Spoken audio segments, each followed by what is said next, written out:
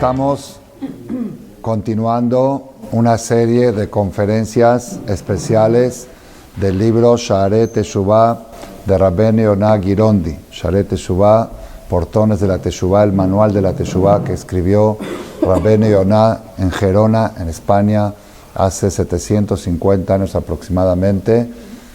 Es uno de los mejores libros que existen de aquella época sobre la Teshuvah, y esta va a ser la clase número 11.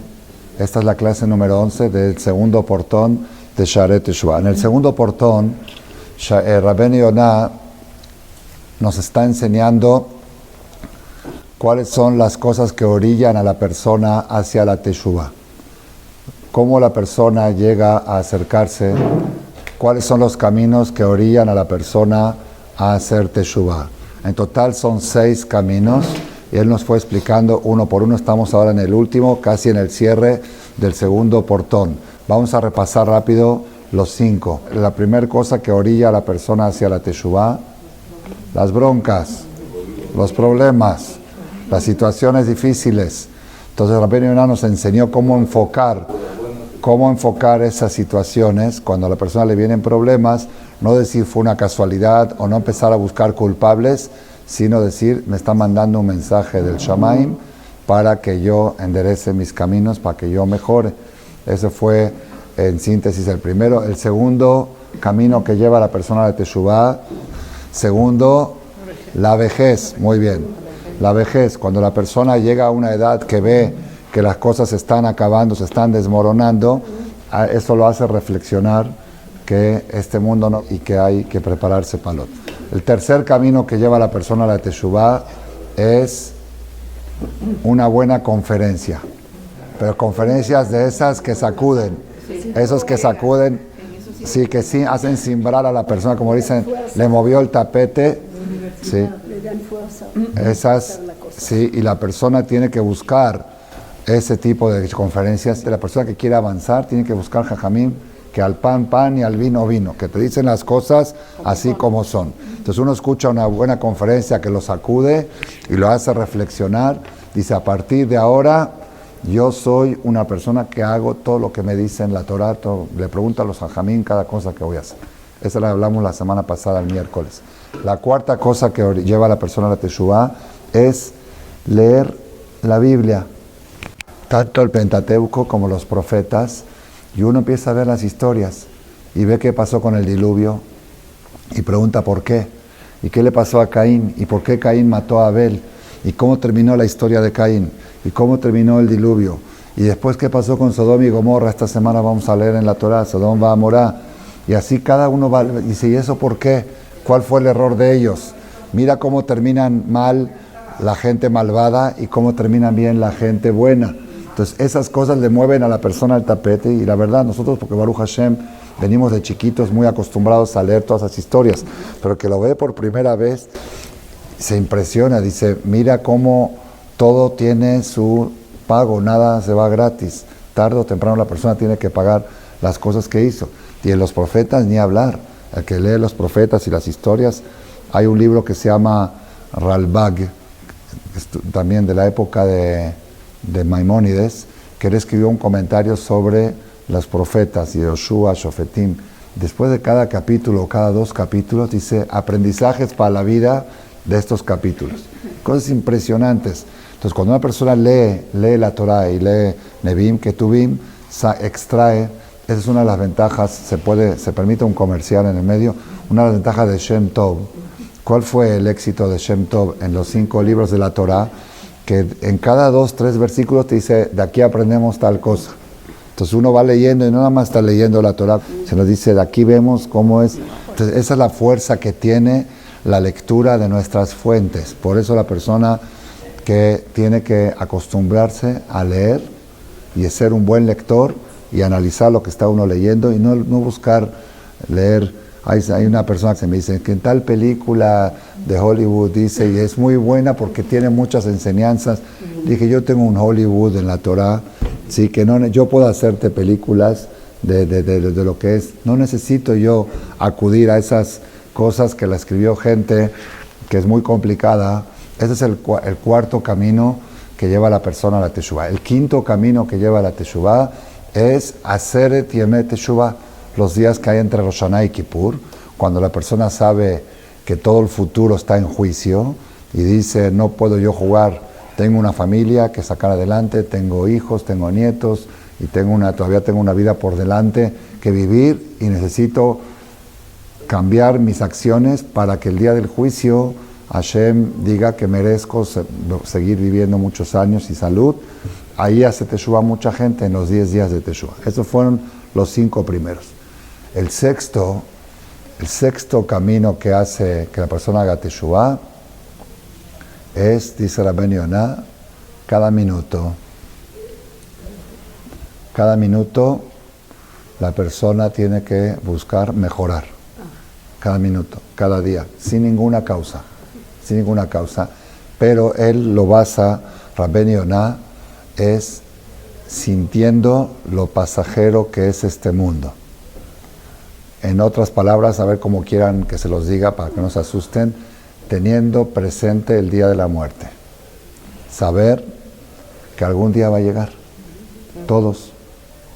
Lo único que hay seguro en la vida, dice, la persona está muriendo cada minuto y el día que muere deja de morir. Todo el tiempo está uno muriendo, se está acercando uno al final, a la tumba, y ese día ya dejó de caminar hacia la tumba, porque ya llegó. ¿Sí? Entonces, aquellas personas tzadikim, ¿sí? Para ellos la muerte no le tiene miedo, porque la muerte es un paso hacia una vida más larga, más eterna y más placentera. Aquellas personas que toda la vida estuvieron concentrados en la parte material, en comer, beber, pasear, shopear, disfrutar, viajar, le va a costar mucho trabajo la despedida. Así dice Rabben Yonah. La persona que quiere no sufrir la despedida tiene que ir despidiéndose desde que nace. Y es lo que nosotros educamos a nuestros hijos. Cuando tú en Yom Kippur, ¿cómo se despide uno? En Yom Kippur, cuando estás 24 horas sin comer, sin beber, sin sexo, sin pensar, te estás acostumbrando a la vida del Olam Haba. Te estás educando a vivir sin el cuerpo. Cada vez que tú te abstienes de un placer material para ir a una clase de Torah, en vez de ir a una película o fuiste a una clase de Torah, en ese momento tú te desprendiste un poquito de lo material y te acercaste a lo espiritual. Entonces te estás acostumbrando a que eso es menos importante. Cuando cada vez tiene que ser menos importante para ti las cosas materiales, solamente lo necesario para poder superarte espiritualmente, eso sí es importante. Los requisitos, el dinero que necesitas para comer, y la comida, y la bebida, y dormir bien, y estar sano para poder venir a las clases de Torah, para poder hacer mitzvot, hasta ahí me dijo algo espectacular que lo vio en un libro, en un sefer, y la verdad a mí también me encantó y dije, lo voy a repetir en tu nombre. ¿Sí? Dice, una persona a veces se marea un poco entre el cuerpo y el alma, pues cuidadito no traer al cuerpo a la recámara principal. La recámara principal es la Neshama, es tu alma. No vayas a cambiar, por eso dice el rey Salomón en Proverbios, por 3 motivos tiembla la tierra. Por uno de los motivos, por la hijire que se adueña de la casa. O por el esclavo que reina. Es decir, el cuerpo que tenía que ser hijir del alma, de repente se hizo dueño y el alma se hizo hijir. Entonces, eso es lo que Rabben Yonah dice, el sexto camino que lleva a la persona a la Teshuvah es saber que algún día todo esto se va a terminar y ¿qué sigue después? ¿Qué sigue después? Claro. Un ejemplo, un mashal. ¿Qué vas a hacer? Es como un jajam que se llamaba Rav Aaron Kotler. Él fue el fundador de la yeshiva de Lakewood. Viajó cuando se sobrevivió el holocausto, si se escapó antes que empiece la guerra, apenas empezaba, llegó a Estados Unidos y fundó la primera yeshiva, que hoy en día es la más grande del mundo, Yeshivat Lakewood. Estamos hablando de América hace 70 años, que apenas había minyan, Shomer Shabbat estoy hablando, apenas había minyan. La mayoría de los Yehudim trabajaban en Shabbat. No había cultura, no había parnasá, no había quien diga, no había quien grite. Entonces Rabbi Kotler llegó a New Jersey y fundó la primera yeshiva. Yeshiva declaró guerra a las universidades. 0 universidad. Entonces había papás que decían, bueno, que estudien 2 horas a la semana, 2 horas en las noches, un ratito, que estudien idiomas, que estudien una materia. Guerra contra las universidades. Era vino muy decidido porque venía de Europa con las ideas de Europa. Pero en América decirle a una persona que salga a la vida sin título es como decir que salga desnudo. Así era la mentalidad, ¿sí? Y el Rab dice, no hay 0 universidad. Entonces venían los muchachos, venían por 6 meses y luego se quedaban otros 6 meses. Un día llegó un papá religioso, Shomer, Shabbat y todo, llegó, le dijo a su hijo, prepara tus maletas porque ya nos vamos. Yo necesito que nos tenemos que ir. Entonces le dijo al hijo, sí papá, pero primero tienes que ir a hablar con el Rab.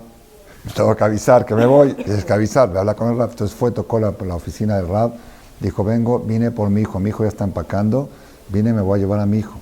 Dijo, ¿por qué te lo vas a llevar? Dice, porque usted no permite que mi hijo haga carrera. Dice, ¿para qué quieres que tu hijo haga carrera? Es que si mi hijo no tiene título, ¿con qué va a vivir? ¿Con qué va a vivir? ¿Con qué va a vivir? Le contestó el jajam. Y si tu hijo no tiene Torah, ¿con qué va a morir? ¿Con qué va a morir? ¿Con qué va a morir? Le contestó el jajam. ¿Qué quiere decir? Tú te estás preocupando con qué va a vivir 70, 80, 90 años y yo me estoy preocupando por un día después. De un día después a miles de años. Jacob vino antes de morir, hizo jurar a Yosef que no lo entierre en Egipto. ¿Se acuerdan? Hizo jurar, ¿por qué no quería que lo entierre en Egipto? A ver, exámenes de conocimientos. Todos lo estudiaron y todos lo saben, pero repaso. ¿Por qué Jacob Avinu no quería que lo entierren en Egipto? ¿Quién se acuerda? Que no se hacen, ¿cómo se llama? Ah, Morá no se vale, la Morá rica seguro sabe todo. Déjame a las alumnas. A ver, alumnas, ¿por qué Jacob Avinu no quería que lo entierren en Egipto? El patriarca Jacob era muy querido por todos los egipcios. 17 años, último de su vida, vivió en Egipto con todo su ejército, con Reubén, Shimón, Leví, Eudá y sus nietos. Vivieron ahí, estaban instalados, tenían muy buena fama y estaban muy bien todo. ¿Por qué Jacob no quiso que lo entierren en Egipto? David, repaso de conocimientos. Cada año llega la Perashá Vayhi y los hajamim lo vuelven a repetir. Una vez vamos a hacer examen, repaso. Jaime, ¿por qué Jacob no quería que lo entierren en Egipto? Tubia, ¿por qué Jacob no quería que lo entierren en Mitzrayim? Muy bien. Rashi trae 3 motivos. Primer motivo, como dijo aquí la señora, como dijeron todos, el que todos saben, era tan querido Jacob vino por los egipcios que Jacob tenía miedo que lo idolatren. ¿Por qué lo van a idolatrar? Él llegó a Egipto en las 7 vacas flacas, ¿se acuerdan? Hubo 7 vacas gordas, 7 años de abundancia. Y luego empezaron los 7 años de las vacas flacas. Y ahí fue cuando Jacob mandó a sus hijos a buscar comida a Egipto. Y ahí fue cuando Yosef, toda la historia. Habían pasado 2 años de las vacas flacas y faltaban otros 5. Es lo que le dijo Yosef a los hermanos, díganle a papá que se venga, porque apenas pasaron 2 años de hambruna y todavía faltan otros 5 años más. Y yo no quiero que Barminan, papá, pase hambre. Aquí yo puedo mantenerlo del gobierno. Y así fue. Entonces, ¿qué pasó? Llegó Jacob a Mitzrayim. Yosef dijo que venga papá para que yo lo mantenga. Pisó Jacob Egipto y desbordó el río Nilos y se regó la tierra y se acabaron las vacas flacas. Yosef pensaba que él iba a mantener a su papá. ¿Quién mantuvo a quién? El papá mantuvo a todo Egipto. La verajá de Jacob vino hizo desbordar el río Nilos que irrigaba toda la ciudad. Jacob vino tenía miedo, ya que cuando pisó Egipto desbordó el Nilos y vino la abundancia. Los egipcios eran muy supersticiosos, decían, este hombre es un dios, porque 2 años había hambre, llegó Jacob y desbordó el río Nilos. Entonces tenía miedo que después, así como le hacen a los faraones, que les hacían pirámides y los idolatraban, Jacob tenía miedo que lo idolatren. Dijo, yo no quiero que me hagan abodazara. ¿Por qué? Explica Rashi, Porque así como castigan al idólatra, castigan al idolatrado. Que si uno no hizo el esfuerzo para que no suceda eso, lo van a juzgar. Así como juzgan al idólatra, juzgan al idolatrado. Jacob dijo, yo no quiero que a mí me idolatren, porque luego voy a sufrir en el Shamaim, que me están haciendo Avodah Zarah. Ese fue el primer motivo. Segundo motivo, dijo Jacob, yo sé que cuando mis hijos salgan de Mitzrayim, dentro de 200 años, va a venir 10 plagas. Una de las 10 plagas eran piojos. Los piojos, ¿saben qué son los piojos? Se llenó toda la tierra. Entonces, si mi cuerpo va a estar enterrado en Mitzrayim, me van a picar los piojos. Porque Jacob sabía que su cuerpo no se iba a desintegrar. Los tzadikim, su cuerpo se conserva íntegro. Entonces me van a picar los piojos y me va a molestar. Yo prefiero que me lleves a Israel donde no va a haber piojos. Y tercer motivo por qué Jacob pidió que no lo entierren en Egipto, señora Ivonne, a ver, hicimos examen antes, pero no examen, repaso. Tercer motivo, porque algún día los muertos van a revivir y todos los muertos van a resurgir solamente en Jerusalén. Los muertos van a revivir solamente en Jerusalén. Hay los que están enterrados en otras partes, van a rodar por abajo de la tierra y van a llegar a Jerusalén, que se van. Si quieren, tienen que ir a tomar los camarógrafos, los periodistas tienen que ir a Jerusalén para filmar cómo se van a levantar los muertos. Todos se van a levantar, Tzadikim y Reshaim. Todos para el juicio final, sí. Lo estudiamos ayer en Rabbeinu Yonah. Todos se van a levantar. Todos para el juicio final. El juicio final, ¿por qué juicio final? Porque un tzadik que hizo una yeshiva, ya lo juzgaron en el Shamaim para bien, le dieron Gan Eden. Pero no puede saber la trascendencia de las cosas para generaciones. Cuando llegue el último día de la historia, va a decir, mira, por esa yeshiva que tú hiciste, fulano y mengano y su nieto y su bisnieto, todo eso se va a tu cuenta y le tienen que subir a hacer un upgrade. Eso a los tzadikim. Y a los reshaim al revés también. Un rasha que echó a perder a otro, no se puede saber la magnitud de su maldad hasta que termine la historia. Jacob dijo, yo prefiero que me entierren en el mismo lugar donde me voy a levantar. Ahí en Hebrón. ¿Está bien? Eso es Jacob vino en la Perashat Vayhi Jacob. Ahí cuenta eso. ¿Por qué digo esto? A ver, las personas se preocupan, somos muy preocupones. Ayer habló de esto Rabbeinu Yonah. La persona es muy preocupona. ¿Por qué trabajas tanto? Porque, no sé, con la vejez, tengo que tener dinero para la vejez, y para dejarle a mis hijos, y para esto, y para el otro, y quién sabe qué va a pasar mañana, y si va a subir el dólar, si va a bajar el dólar, y ya no sé si vender los dólares o comprar dólares, y ya no sé qué hacer. Quizá el Mashiach llega antes. ¿Qué? Así dijo, no te preocupes por un mañana que ni sabes si va a llegar. Y la persona está preocupado y agobiado y angustiado por un futuro incierto. Pero la gente así es preocupona. Se preocupa y se preocupa. Hay gente que se preocupa hasta el último día. Apartan su tumba, pagan la Hebra Kadishá, preparan la propina para el enterrador. Todo organizado. Todo. Sí. No, ahora viene la pregunta. Y al otro día, después de que ya recibió la propina del enterrador, ¿tienes con qué vivir? Después que ¿tienes con qué?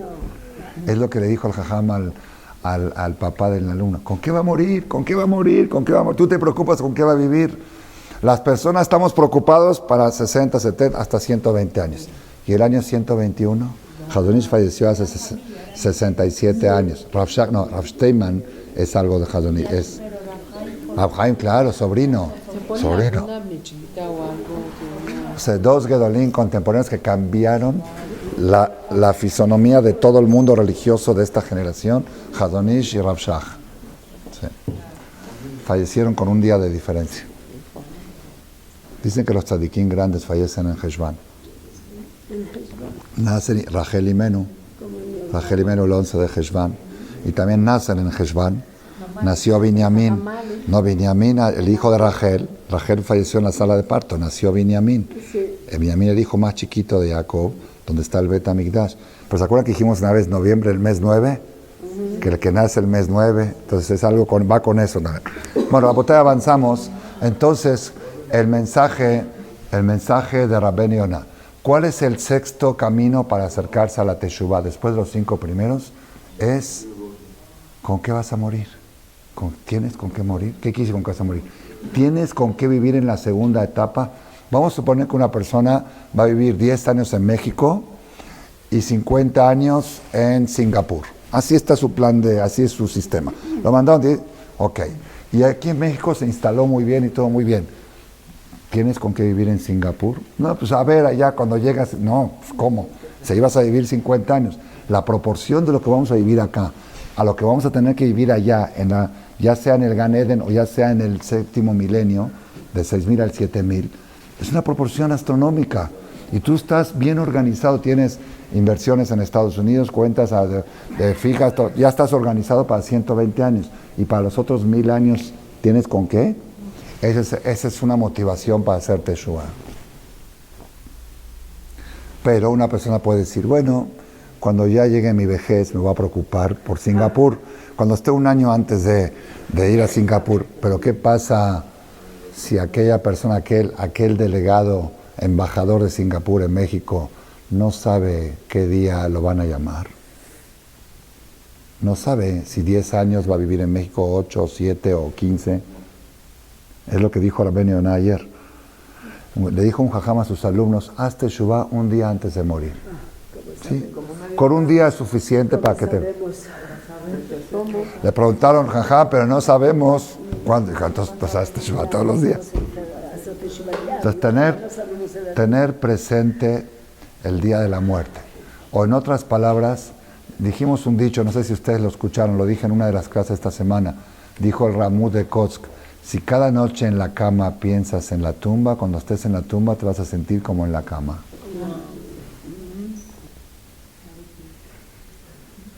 Los tzadikim no le tienen miedo.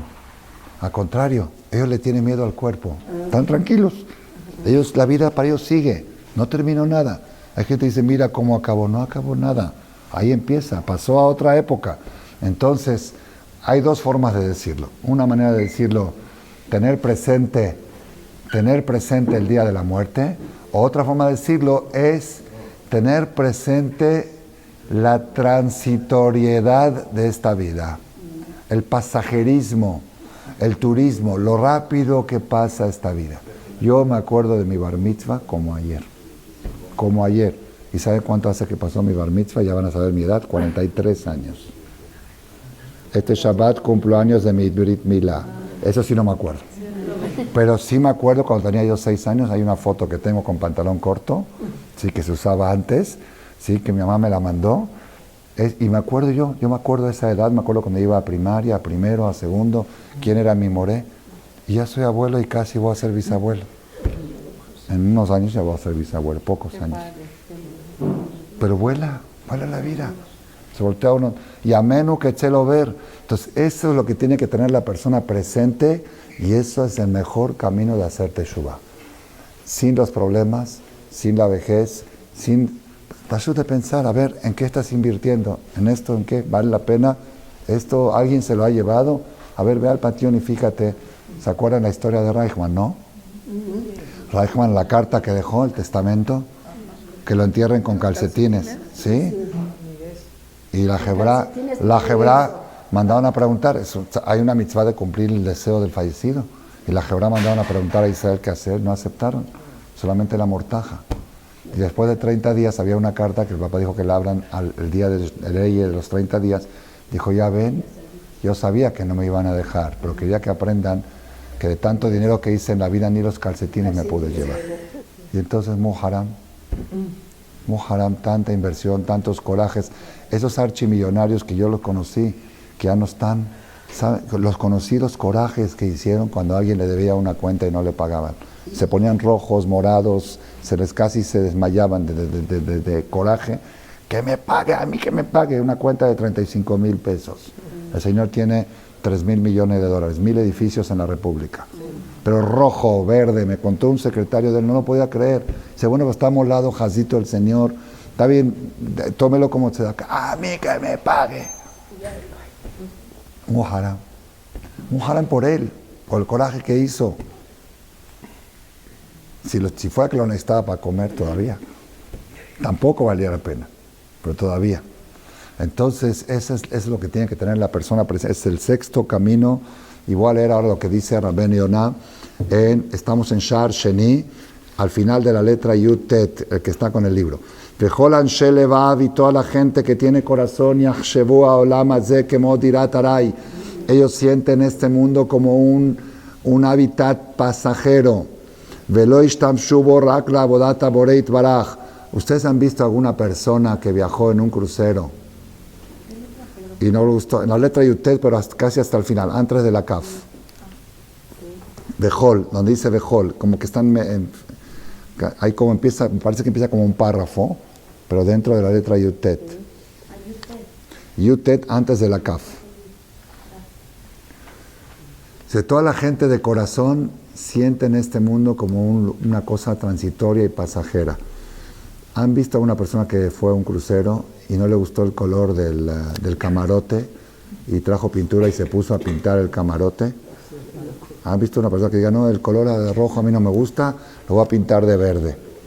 ¿Por qué no lo pinta? ¿Por qué si a él no le gusta el rojo? ¿Por qué no lo pinta? Estoy aquí por una semana, me voy a poner a pintar el camarote. Pues que sepas que tu casa es un camarote. Es un crucero, estás en un crucero de lujo, te tocó Baruch Hashem, ¿cómo se llama la marca esa? La famosa, la Royal o no sé cuál, de los cruceros bonitos, pero es un crucero. ¿Te vas a poner a arreglar el camarote? ¿O vas a poner mucho detalle? Digamos, si puedes arreglar algo así temporalmente para que te sientas bonito en estos 7 días que estás de vacaciones, pero de ahí a remodelar todo y a polvo, ¿no? Estás aquí, disfrútalo. Eso, así viven los tzadikim. Yo les conté una vez esta historia y créeme lo que ha retumbado mucho en muchas partes del mundo que he ido. Gente me dijo que les ha cambiado la forma de ver a ellos y a sus hijos, a su familia. Mi maestro, el Rabbi Udá de Shelita, él contó que cuando tenía 14, 15, 16 años, vivían en Jerusalén, una casa muy sencilla en Rehov Yafo, como se vivía antes, casas de piedra y todo sencillo. Y él se fue a estudiar a Bnei Brak, a Ponevich. La yeshiva de Ponevich la construyó el Rav Kahneman en esa época muy lujosa. Fíjense, todas las paredes tienen mármol, media pared mármol, toda la yeshiva. Era algo muy extremadamente, era una yeshiva de lujo para lo que se estilaba en esos tiempos. Entonces el Rav fue a estudiar ahí, y ahí se fue por 6 meses, vino para Pesach a la casa, luego se va por 3 meses, regresa para Sukkot, y así. Entonces cuando regresó, empezó a ver que en la casa faltaban muchas cosas. Antes no se había dado cuenta porque nunca vio. Entonces una de las cosas que le molestó, en la yeshiva para colgar el saco había colgadores, ¿ya saben cuáles? Así esos ganchitos, así esos que en la ferretería cuestan 30 pesos, que le pones 2 tornillos, pero en la casa del papá eran clavos largos, clavos así, ahí colgaban el saco. Entonces fue Jajam, era el hijo más chiquito, un poco chiqueado, tenía un poquito de dinero, ya la situación económica estaba un poco mejor en la casa. El papá ya tenía un puesto importante en Jerusalén, era Rosh Beddin. Fue y compró en la ferretería 2, 3 de estos y trajo con un taladro y se puso a taladrar y a clavar. En las vacaciones, la viuda de 16 años, su papá tenía 60 o algo así. Está taladrando y poniendo y el papá estaba sentado así ahí atrás, estaba estudiando, leyendo Teilim o algo, y se estaba riendo, se reía, se reía. Entonces, el Jajam, Yehuda, que era chavo todavía, estaba sufriendo, sudando para tratar de meter el tornillo, y de repente volteé a ver al papá riéndose. Y se ofendió, dijo, ¿me ofendí? Y le dije en árabe, Leishman dahak alei. Leishman dahak alei. ¿Por qué te estás riendo de mí? Estoy haciendo un servicio a la casa, estoy arreglando algo. Leishman dahak alei. ¿Por qué te ríes de mí? Le dijo el papá, hijo, si viajas en un tren, en ese tiempo no había camarotes, si viajas en un tren y ves a alguien colgando un colgador de estos, ¿no te ríes? ¿Por qué? Si en la próxima estación vas a bajar, ¿vas a invertirle al tren? Estamos en un tren. Estamos en un tren. Se me río, no te estoy criticando. Si quieres hazlo, pero me río igual. Para mí es igual de absurdo y ridículo y de insólito como si viera a alguien en un tren taladro. Si tenías un clavo, podías colgar. ¿Qué te falta? La gente que vive así, vive feliz. No vive angustiada, no vive preocupada. ¿Nosotros saben por qué estamos preocupados? Yo le voy a decir por qué. Yo, Shaul Malek, hablo de mí. No voy a decir que ya salió un modelo nuevo de iPhone y todavía no lo tengo. Creo que ya salió uno. No vaya a ser que salió algo nuevo de la moda, de algo que haya en el shopping y que yo no esté enterado y que algún amigo lo compre antes que yo, o algo así. Como que estamos todo el tiempo con la enfermedad de invertirle, de echarle más aquí, echarle más kilos a... Bueno, Baruch Hashem, no me preocupo tanto porque yo todo lo uso para mitzvot, ¿sí? Pero la gente que no usa todo para mitzvot, es esa desesperación de crecer más. Y eso es un peligro. Él contó, el Rabades mismo contó, Sheikhieh, mamá es como nos damos a los Ham. Dice que cuando su papá falleció, repartieron el menaje de la casa entre los hijos. Y al Jajam le tocó, una de las cosas que le tocó al Rabades, es una pantalla, ¿cómo se dice? Una que se cuelga la lámpara, el foco cuelga de un cable y le ponen algo, antes se usaba mucho, para cubrir el foco. ¿Cómo se llaman? Como ponen en las lámparas de noche, pero las pantallas las ponían antes en el... ¿Cómo? Si en Argentina le dicen, no pantalla, tiene otra palabra. No, la bombilla es el foco, lo que cubre el foco. Le ponen así, colgadito. Como ponen hoy en día en los hoteles, en las lámparas paradas, que le ponen una pantalla así para que no se vea el foco. Ok, esa le tocó a él en homenaje que repartieron. No sé si otras cosas más, ¿está bien? Dice que esa se la habían regalado a su papá. Su papá nunca la puso. Dijo, es lujo. Porque está el cable, está el foco. ¿Para qué necesitas poner la pantalla? Al revés, tapa la luz. Mejor que dé más luz. No, pero se ve feo el cable así con el foco. Pon algo para que se ve, ya sabes, se ve bonito. Se lo habían regalado. No lo usó. Lo tuvo ahí en la bodega, nunca lo usó. Dijo, es un lujo. Dice Jajam, mi esposa, la esposa del Rab, tampoco lo quiso poner, pero por otro motivo, que es demasiado sencillo. Es demasiado austero. Ya no queda, no está con la onda. ¿Me entendió? Dice, mire cómo bajan las generaciones. Súper tzadeket. Vas a su casa y no ves una cosa de más. Una cosa de más no ves. Pulcra, la casa impecable, limpia, todo brilla, pero no hay algo de lujo. Un día estaba estudiando con él, yo tuve zehut de estudiar con él en privado, en su cuartito ahí abajo de la casa, tiene como un despachito, y ahí preparaba sus clases. Tuve 3 años de zehut de ser jabrutá de él, y tocó la puerta una persona, y el jajam no siempre contestaba, cuando no quería que lo molesten, pero esta persona era un poco atrevido y abrió. ¿Quién era? Era un vendedor yehudí, parsi, iraní, sí, yehudí de Irán, pero yehudí, ¿sí? Que vendía tapetes persas, los tenía colgados aquí. Y decía, ya jajam, Andy, un tapete que vale $1,500, ¿sí? Te lo voy a dar en $300, ¿me lo compras? Digo, jajam, la verdad no me interesa. Pero ¿cómo te estás perdiendo una super oferta, una super oportunidad? Digo, jajam, no me interesa. Bueno, ya te lo doy en $2.50 y es tuyo, te lo dejo, ya lo traigo aquí cargando. Digo, perdóname, pero el tipo insistía, y Jajam quería seguir estudiando. Entonces, ¿cómo hacía para sacárselo de encima? Le dijo, ¿te puedo decir una cosa? Le dijo al Jajam, si me lo regalas, no sé qué voy a hacer con él. Entonces, ¿cómo te lo voy a comprar? Ya cuando escuchó así, se fue. Se fue, y yo como alumno le pregunté, Jajam, de veras, si se lo hubiera regalado, ¿qué hubiera hecho con él? Dice, no sé. Digo, ¿no lo hubiera puesto en el comedor? Dice, no, ¿por qué? Me dicen, Zelo Jinují. No puedo echar a perder la educación de mis hijos. ¿Echar a perder? Le pregunté a Jajam, ¿por qué va a echar? ¿Qué puede echar a perder un tapete? ¿Saben qué me dijo? Dice, tú conoces mi casa, está pulcra, está limpia, impecable. Cuando llegue mi hijo en la noche de la escuela, de la yeshiva, y vea un tapete, va a decir, ¿qué le faltaba a papá y a mamá? en el comedor, en la sala, sin el tapete. ¿Faltaba algo? No faltaba nada, estaba todo bien. Es la que es, si no parece que hay que tratar de mejorar la calidad de vida, como se dice. Entonces ya le estoy metiendo, sin palabras, le estoy inculcando. Claro, si tú dices, mira, hace frío, y en época de frío el tapete para que pisen, es otra cosa. Quizá hay cosas que se necesitan. Pero de repente un adorno a la casa así innecesario, dice, si me lo regalaría, no supiera qué hacer con él. Jajam Shimon Badani Sheikhie, que está en Bnei Brak, también es un gadol, tendrá casi 90 años, también él, que Hashem le dé larga vida. Una vez le había regalado un donador de Estados Unidos, le trajo un juego de cubiertos de oro, no bañado de oro, de oro.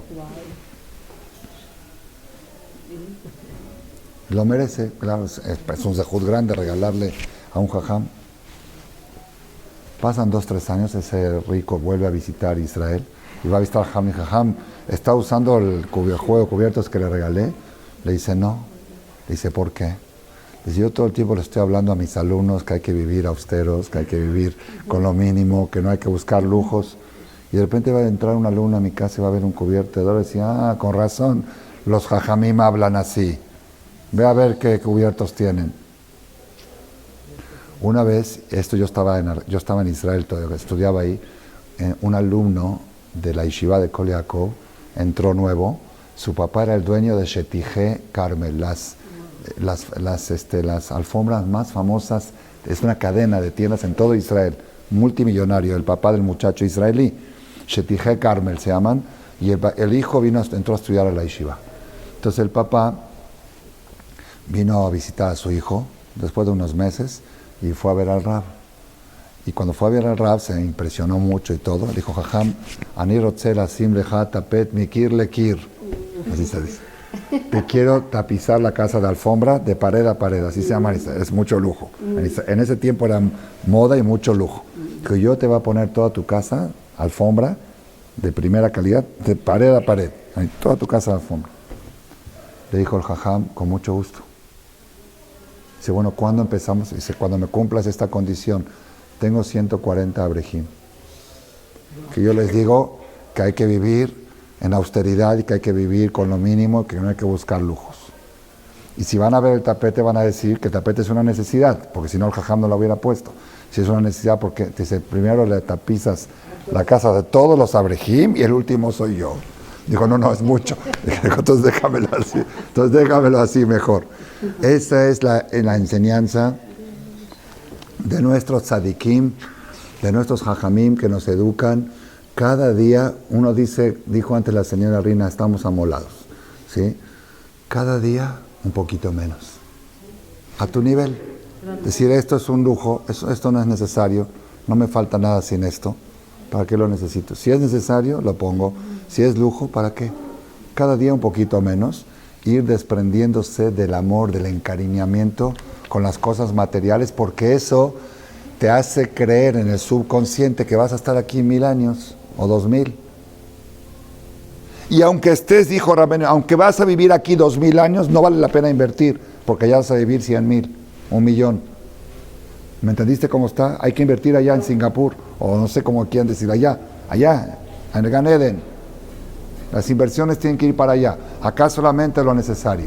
Esa es una fórmula de Teshuvah que dice Rabbeinu Yonah, la sexta, y está extendiendo mucho Rabbeinu Yonah en este tema. Ayer Rabbeinu Yonah dijo que Barminan los Reshaim, no solamente el cuerpo se acaba, también el alma. Eso yo no lo sabía, la verdad.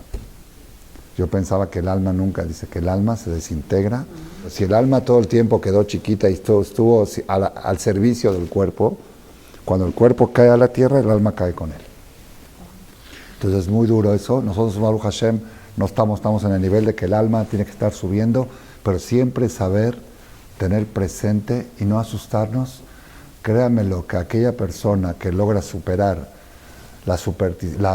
no superstición, ¿cómo se llama? El miedo que le tienen a la muerte, la sugestión hacia la muerte, el que logra superarlo y vivir constantemente que esto todo se va a acabar, es una vida mucho más tranquila, una vida menos agitada, menos acelerada, menos desesperada, menos corajeada.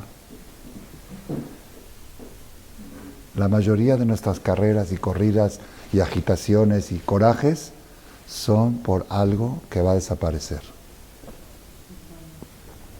Entonces uno vive más tranquilo, vive más feliz. Entonces es un musar. Rabotai, les voy a contar, Leilun Ishmatam, una historia que leí. Yo cuando era chiquito leí mucho de Hazon Ish, porque Rav Shach vivía todavía y no sacaban libros. En vida no sacan libros de la biografía del Jajam. Generalmente la sacan después de muerte. Entonces pero de Hazon Ish había fallecido. Yo nací 7 años después que murió el Hazon Ish. Entonces no conocí, pero escuchaba tanto hablar de él y leí mucho de su vida. Y Rav Shach, después de que falleció, sacaron muchos libros. Hace poco mi yerno vino de Israel y me trajo un libro nuevo que sacó el Rab Shlomo Lorenz, Alaba Shalom. Shlomo Lorenz, él fue 50 años Haber Knesset. ¿Cómo se dice Haber Knesset? Miembro del gobierno de Israel, de los 120 diputados, de parte del partido religioso, eran 5 o 6, era uno de ellos. Y ellos llevaban todo lo hacían lo que dicen los Gedolim. Cada cosa que había que votar, que los bajurín que van al ejército, que no van al ejército, y que presupuesto para las yeshivot y todas esas cosas, ellos peleaban ahí, que no vayan las mujeres al ejército, ellos peleaban que Shabbat, que no hagan Hirush Shabbat en el país, todo lo que podían hacer, ellos estaban ahí. Entonces él, 50 años seguidos, fue diputado en el gobierno, fue Haber Knesset, en el parlamento. Y él todo iba con los Gedolim. Entonces él sacó un libro, antes de morir, sacó un libro de todas sus experiencias que tuvo. Primero con el Rav Kahneman, con el Hazon Ish, con el Rav Kahneman, con Rav Shach, con el Brisker Rov. Como iban falleciendo los Jajamim, él tenía que buscar el otro líder. Siempre era un Gadol que todo era la última palabra. Entonces primero era Hazon Ish. Falleció Hazon Ish, siguió el Rav de Brisk. Falleció el Rav de Brisk, siguió Rav Shach. Entonces él cuenta espectacular la vida de cada uno. Es un libro, me lo recomendó Jajam Eliyahu El Harar, lo mandé a pedir, son 3 tomos, y la verdad estoy enamorado de esos libros, me volví loco cuando lo leí, porque no hubo uno, cosas que él sabe. Él estuvo en la entrevista del Hazon Ish con Ben Gurión, la única entrevista que hubo, que duró media hora, y que es sabido, era famosa, pero él es de primera testimonio de lo que se habló en esa entrevista. Y ahí fue famosa la historia que le preguntó cómo podemos convivir los religiosos y los no religiosos, y le contestó los 2 vagones de ¿sabían o no sabían la respuesta? Había mucho conflicto de la convivencia entre religiosos y no religiosos, y cómo podemos resolver el tema. Entonces el Hazon Ish le contestó, le dice, a ver, si vienen, dijo, está muy claro, en la Torah hay leyes claras de esto, pero yo creo que también tú vas a estar de acuerdo. Si vienen en la vía del tren, 2 trenes, un tren con 30 vagones y otro tren con un solo vagón, y por algún error de tránsito se encontraron en una sola vía y hay que sacar de la vía a unos para que pueda seguir el otro. ¿A quién sacamos? ¿Al de un vagón o al de 30 vagones? ¿Al vagón vacío o al vagón lleno? El vagón vacío, ¿verdad? Si nosotros tenemos 3.300 años jalando con la Torah, tenemos 30 vagones jalando. Si no podemos convivir juntos, ¿quién se tiene que hacer a un lado? ¿Tú crees que nosotros 3.300 años los vamos a poner a un lado para que ustedes que trajeron ideas nuevas pasen? Háganse a un lado y déjennos seguir.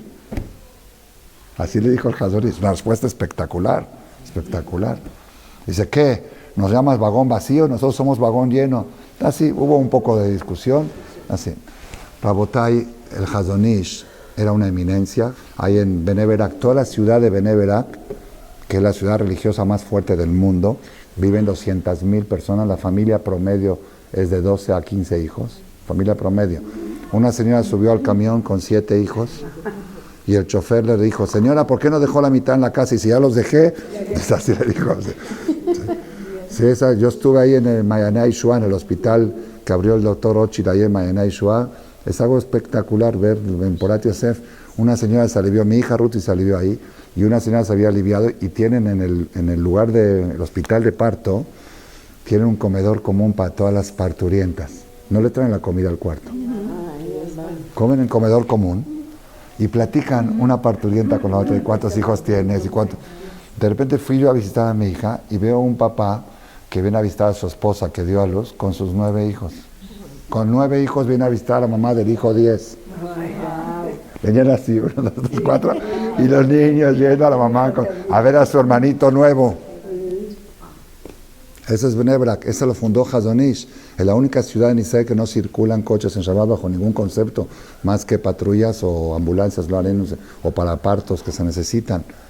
Y está en Bnei Brak, la ciudad de Bnei Brak, la avenida principal de Bnei Brak, ¿cómo se llama? Hazon Ish y Rabbi Akiva. Hay Rabbi Akiva y Hazon Ish, son las dos avenidas principales. Hay una calle también Rav Shach, Rehov Rav Shach. Sí, que antes era, ¿saben cuál, no? Antes se llamaba Teodoro Herzl, no me acuerdo. Shderot Herzl, Rehov Herzl, ahí era la calle donde estaba el Shtiblach de Itzkovitz, y ahora se llama Rehov Rav Shach. Leavdir ben Kodesh Lehol ben Tamel Etaor. Entonces le voy a contar nada más este maaseh, y con esto vamos a concluir la clase de hoy, que sea Leilun Ishmat de los dos, porque el maaseh fue con los dos. Cuando Rav Shach llegó de Europa a Israel, tenía 50 años aproximadamente Rav Shach, era después de la Segunda Guerra Mundial, ¿sí? Llegó con su esposa y sus hijos a Israel, llegó sin nada, por supuesto, como todos los sobrevivientes de la guerra, y el Hazon Ish ya estaba instalado en Israel. El Hazon Ish era muy estricto, no perdonaba una, es decir, no había concesiones con Hazon Ish, es decir, las cosas tienen que ser así de los Jajamim, que dijo, yo tengo que ser el Moshe Rabbeinu de esta generación. Y lo que Moshe Rabbeinu le enseñó al pueblo de Israel en el desierto, es lo que le tengo que transmitir a la gente. No hay negociación. ¿Se puede negociar la religión? Si cada Jajam de cada generación hubiera hecho un descuento, ¿ya cuántas misbot tendríamos? No tendríamos nada. No se puede, nuestra obligación es entregar la Torah. Entonces Hazon Ish era muy, muy estricto.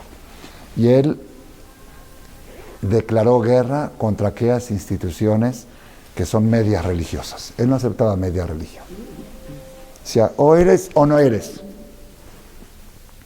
Si eres del partido, a todo dar, todo. Torah, Masin Tovim. No, es que sí son religiosos de kippah, pero no de kasher, pero no de esto. No aceptaba él, término medio. Decía, porque el término medio confunde. O sea, sabemos que hay un camino de la Torah y hay un camino de los que no quieren Torah. Pero una Torah renovada es reformismo. ¿Sí? Entonces él tenía sus ideas muy estrictas. Por eso no daba concesiones en nada, 0, 0, 0.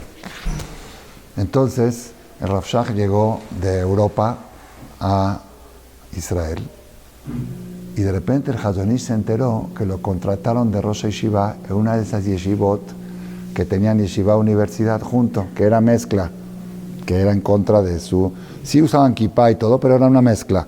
Yeshiva se llamaba Yishuv, la Yeshivat Yishuv en Tel Aviv, una yeshiva que no iba 100%, eran datí, pero no jaredí, vamos a decir así, algo así. Hoy en día esa misma yeshiva ya está muy fuerte, pero en ese tiempo era mucha mezcla, había de todo. ¿Y a quién trajeron de Rosh Yeshiva? A Rav Shach. Entonces el Hazon Ish lo mandó a llamar a Rav Shach y le pagaba muy bien. Los jaredim, los que son muy duros, muy estrictos, siempre están pidiéndose de acá, siempre están apretados porque el Satán no quiere que proliferen esos lugares. Entonces a él le pagaban muy bien, no sé, era un dinero importante y con eso mantenía a su familia. De repente el Hazon Ish lo manda a llamar a Rav Shach. Le dijo, me enteré que estás yendo a enseñar en esa yeshiva, tienes que renunciar. Hazon Ish era gadolador, tienes que renunciar. Le dice, Rav, pero no tengo con qué vivir, yo necesito algo para mantener a mi familia. Le dijo, tienes que renunciar, porque es Hilul Hashem que un Rav de tu categoría esté dando como sello para el Hazon Ish, así lo veía. Bueno, ¿qué tiene? Pues yo voy a hablar libre Torah al revés, le voy a acercar a la gente, le voy a explicar. Tú no puedes entrar ahí, lo que estás confundiendo a la gente. ¿Entendieron el punto donde...? Y el Rav Shach decía, pero yo, la verdad, yo estoy dando clase de Gemara, doy mi clase y me voy, y me cobro mi sueldo y mantengo a mi familia. Le dijo, tienes que renunciar. Y el Rav Shach estaba así titubeando. El Rav Lorenz, que escribió este libro, él dice que uno de los puntos claves que él vio en Rav Shach, más que en otros Jajamim, que sobresalía, que todo el tiempo vivía un día después de su muerte. Todo el tiempo. ¿Cómo va a ser mi levaya y cómo va a ser un día después? ¿Cómo va a estar en Gan Eden? ¿Qué le voy a decir a Dios cuando trajo muchas historias que él lo vivía? Él estaba acá, pero él estaba viviendo 70 años después. En todo, también en la conducta, cuando le preguntaban cosas, él te decía, haz esto, él veía 20 años más adelante, o 30. Pero en su vida personal, él vivía 300 años después. ¿Qué voy a hacer? En el Gan Eden, toda su vida, por eso lo traje hoy, porque está relacionado con esto. Es una de las formas de hacer Teshuvah. Vivir el futuro eterno tuyo, vivirlo hoy. Entonces el Hazon Ish le dijo a Rav Shach, cuando vio que estaba vacilante, si dejar el trabajo o no. Dijo, yo sé cuál es tu problema. Por un lado, tienes mitzvah de escuchar lo que te dicen los jajamim. Yo soy jajam, te estoy diciendo que tienes que dejar. ¿Está bien? Pero por otro lado, hace 30 años cuando tú te casaste, firmaste en la Ketubá. Trabajaré para ti, te honraré y te daré todo lo necesario para tu debido sostenimiento. En la Ketubá firmaste que tienes que dar a tu esposa y a tus hijos una vida digna. Y si vas a dejar ese trabajo, tu esposa y tus hijos pueden pasar hambre y tú no estás cumpliendo como marido. Y tu preocupación es que cuando subas al Shamaim dentro, así le dijo el Hazon Ish, cuando subas al Shamaim dentro de 120 años te van a decir, ¿por qué dejaste a tu esposa y a tus hijos con hambre si tú firmaste en la Ketubá que les tienes que dar de comer? Esa es tu preocupación. Dijo, entonces yo te voy a decir, te voy a firmar un papel que te lo lleves contigo a la tumba, así le dijo. Wow. Y cuando subas al Shamaim digas, yo dejé ese trabajo porque el Hazon Ish, que era Gadol Ador, me dijo que lo tengo que dejar, y hay una mitzvah, la Torah, de hacerle caso a los jajamim, aunque te digan que la derecha es izquierda y la izquierda es derecha, aunque no te parezca. Eso vas a decir en el Shamaim cuando te pregunten, renunciaste a un trabajo que te daba Parnasá, porque me dijo el Hazon Ish, y hay una mitzvah de escuchar la voz de los jajamim. ¿Entendieron? Rav Shach escuchó eso, y al momento fue y presentó su renuncia en la escuela. Se llevó el papelito. Después, él vivía en Bnei Brak. Encontró un puesto de Rosh Yeshiva en Jerusalén. En una yeshiva shejorá bien, Haredit, pero le pagaban el 10% de lo que le pagaban en la otra. Si ahí le pagaban 300, aquí le pagaban 30. Y vivió muy apretado por Lishmoa Bekol Jajamim, por escuchar. No, sí, la yeshiva de Rabbi Zalman Meltzer, ¿cómo se llama? Se me fue el de la famosa, la de Jerusalén, de Rabbi Zalman, se me fue. Sí, se me fue, el suegro de Rabbi Kotel, sí, se me fue el nombre de la yeshiva, era de las más famosas de Jerusalén, lo trajeron ahí para trabajar, pero le pagaban el 10%, haz de cuenta, si ganaba $2,000 aquí ganaba 200. Miren la diferencia, todo por Lishmoa Bekol Jajamim. Esos eran los Gedolim. Pero ¿por qué? ¿Qué es lo que me impresionó a mí? No me impresionó que el Jajam le dijo, me tienes que hacer caso, no. Le dijo, yo sé que tu preocupación no es el dinero, ¿no? Tu preocupación es que el día de mañana tienes que rendir cuentas en el Shamaim, ¿por qué no cumpliste con lo que firmaste en la Ketubá? Tu preocupación, ¿cómo vas a presentarte ante el trono celestial cuando te pregunten que tú firmaste y no cumpliste? Dile, porque el Jajam me firmó un papel que yo tengo que dejar ese trabajo porque no es dos cafés. Entonces, estos eran los Gedolim, y toda persona que va con esos caminos, viendo siempre más adelante, cada día que pasa, Bezrat Hashem, vamos a tomar este mensaje de la conferencia de hoy. ¿Qué aprendimos hoy en la clase de Jajam Male? Cada día tenemos que vivir más allá. Más allá. Todos nos preocupamos, pero nos preocupamos hasta la tumba. Empezar de ahí en adelante. De aquí a la tumba no te preocupes, porque no sabes cuándo va a ser. No sabes cuándo va a ser. Pero de ahí en adelante, sí preocúpate. Baruch Hashem, hoy viniste a una clase de Torah, ya invertiste en Singapur, y diste una tzedakah, ya invertiste, hiciste una verajot, hiciste esto. Sí, vive eso, todo el tiempo ten eso en mente, y eso te va a ayudar a pasar más fácil todos los problemas de esta vida, todas las situaciones, porque sabes que estás invirtiendo en la eternidad. Amén, ve amén. Amén. Gracias, Rab.